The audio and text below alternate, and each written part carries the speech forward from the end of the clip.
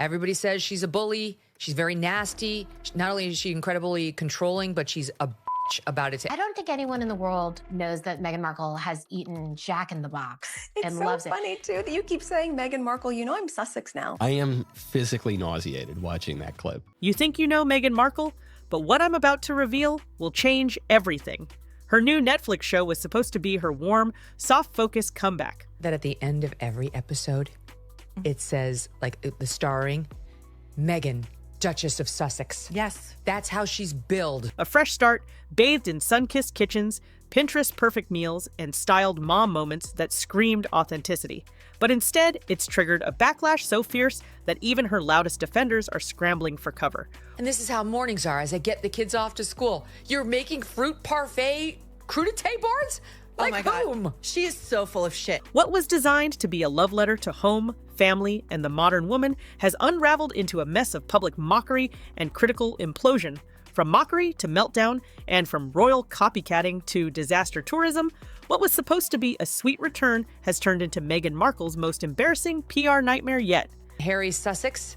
I have no idea. And no, Megyn, no one knew that. Like, why are you correcting? The question on everyone's mind now isn't just whether Megyn can recover, but whether she ever truly understood her audience to begin with, or if she was simply playing a role they never asked her to audition for. Which is, I'm going to show you how to make a happy, warm, loving home after I have successfully severed my husband's ties from his entire family. At first glance, with Love, Megyn looks like every influencer's Pinterest board come to life. Think ribbon-wrapped treats, perfectly packaged snacks, mood lighting in creamy, neutral tones, and choreographed shots of Megyn chopping cucumbers while her glam squad swoons in the background like background extras. But that's just what they wanted you to see. Beneath the soft lighting and curated charm lies a production so stage-managed it made even Megyn's supporters do a double take. Really, one of my favorite things is doing small, wonderful acts of charity and kindness for people to let them know I'm thinking of them. Critics, comedians, and former fans have come out swinging, and they're not holding back. Why? Because the show doesn't just feel fake, it feels insulting. It promises authenticity but delivers performance art with all the warmth of a showroom kitchen. It's Megyn playing house with a film crew, and viewers weren't buying the fantasy. The woman who destroyed her in-laws' family, whose own family doesn't like her, whose the in-laws obviously don't like her, the public doesn't like her.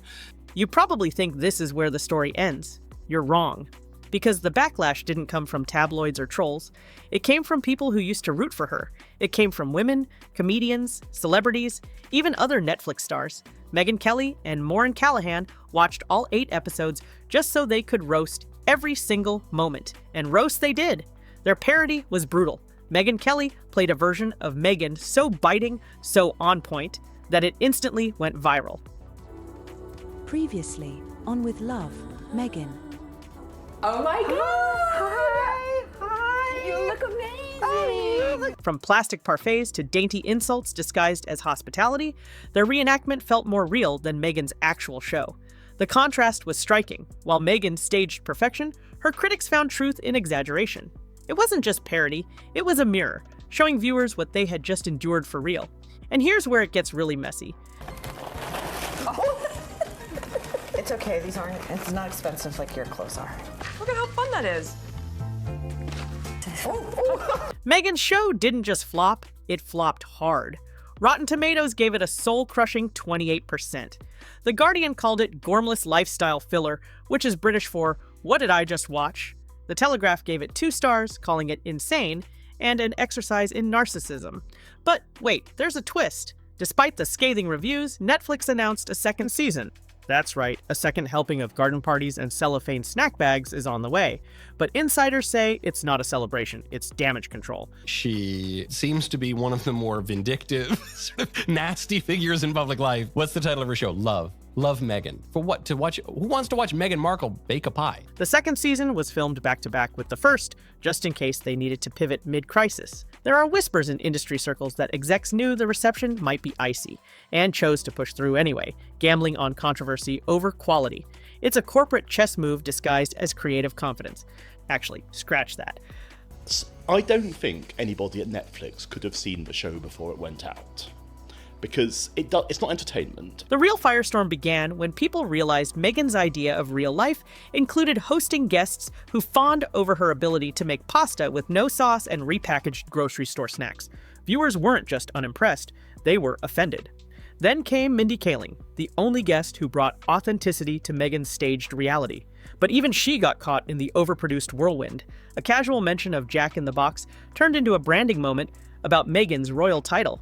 You know, because nothing screams down to earth like correcting fast food jokes with, "You know, I'm Sussex now, yes?" I'm not going to call Meghan Markle the Duchess of Sussex because she quit her job. Absolutely. The exchange wasn't quirky. It was jarring. It was another example of how even casual moments on Megyn's show felt like rehearsed PR stunts. Moments that should have been natural came off like rehearsed monologues, lines delivered for brand strategy, not sincerity. Hold on, it gets worse.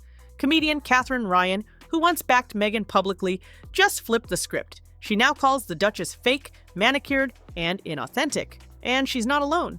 Netflix comedian Christina Pasitsky echoed the same sentiment. Even John Mulaney got in on the mockery, saying Netflix gave Meghan and Harry a blank check with no plan. He says not since Harry and Meghan has Netflix given more money to someone without a specific plan. The backlash wasn't about the concept, it was about the execution. Viewers were promised authenticity and got a PR stunt dressed in beige linens and overpriced honey jars. As more voices joined the critique, the consensus was clear. Megyn's brand of aspirational living didn't connect. It alienated. What should have been inspirational felt more like unrelatable cosplay, dripping in Montecito privilege. But wait, there's more. Megyn's brand pivot isn't going as smoothly as she hoped. She recently renamed her lifestyle label from American Riviera Orchard to As Ever, a move that confused even her most loyal fans. Now she's been accused of copying Hollywood icon Pamela Anderson after similarities were found between the trailer for Pamela's Cooking with Love venture and Megyn. Critics say it reeks of rebranding panic, especially after she faced plagiarism accusations from none other than Pamela Anderson. That's right, people are comparing With Love Megyn to Pamela's Cooking with Love, pointing out the eerily similar aesthetics, titles, and even dialogue.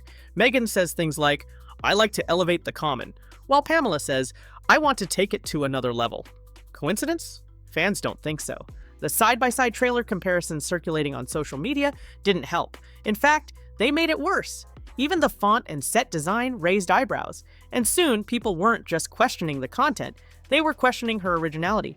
Remember this detail? It becomes important later. Megyn's signature dish on the show was Ladybug Caprese Bruschetta. Sounds cute, right? Except it was lifted straight from a lifestyle magazine feature years ago. The internet clocked it immediately, and suddenly Megyn's carefully crafted image of originality began to crumble. One viewer joked that the only thing she elevated was Pinterest plagiarism. Others chimed in with screenshots proving that many of the homemade moments in the series had been circulating online for years. It was less cooking show, more retro reheat. Even the DIY centerpieces turned out to be inspired by YouTube craft tutorials from over a decade ago. Not a good look for a duchess branding herself as a tastemaker. And then, silence. Because when the show finally hit Netflix, critics didn't just pan it, they dissected it. They called out the fake kitchen sets, the awkward guest banter, and the obvious scripting. Even the YouTube community joined in, with dozens of creators reacting in real time, some physically recoiling from the cringe factor. One reviewer said watching it made them feel physically ill. Another called it a parody of what the show was supposed to be. For Megyn, a figure once praised for candor and compassion, the shift in tone was devastating. Her earnestness now seemed artificial, her image out of touch, and the silence from Megyn's team in response to the criticism, deafening. But the biggest gut punch came from Megyn Kelly. On her SiriusXM show, she blasted Meghan and Harry for using real-life tragedies to stay relevant. She accused them of being disaster opportunists, dragging up their visit to wildfire victims in Los Angeles, comparing it to their trip to Uvalde. Megyn stooped to remove a bin lid for a photo op, and the internet exploded. Candace Owens turned it into a viral TikTok moment, dripping with sarcasm. "Thanks, Megyn, for stooping down to help," she quipped. The memeification of Megyn had officially begun. For every earnest act, there was now a chorus of cynics waiting to twist it into mockery. A single snapshot could derail weeks of carefully constructed image building. Now here's where things go from awkward to alarming. According to insiders, Netflix is not pleased. Ratings are soft, reactions are harsh, and the brand integration they gambled on is flopping. Megyn's jam jars and peach preserves were supposed to be the next Goop. Instead, they became a punchline. One executive even admitted the second season was a Hail Mary pass, a way to salvage footage they already paid for. Megyn, meanwhile, is pivoting again. In a new interview, she hinted she might enter fashion. Because when lifestyle fails, there's always couture. It's a move that feels desperate, yet perfectly on brand. Fashion is safer, less personal. It allows for distance and detachment, and that might be exactly what Megyn is looking for right now. But this isn't just about a failed show, this is about a pattern. Meghan Markle invites the world into her life and then hands them a heavily scripted fantasy.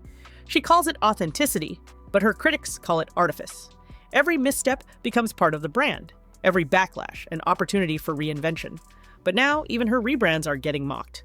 Her logo change, dragged, her claim of humble beginnings, challenged by her own brother, her new jam company, accused of copying royal imagery, the crown she once wore with pride now seems to be slipping under the weight of constant reinvention.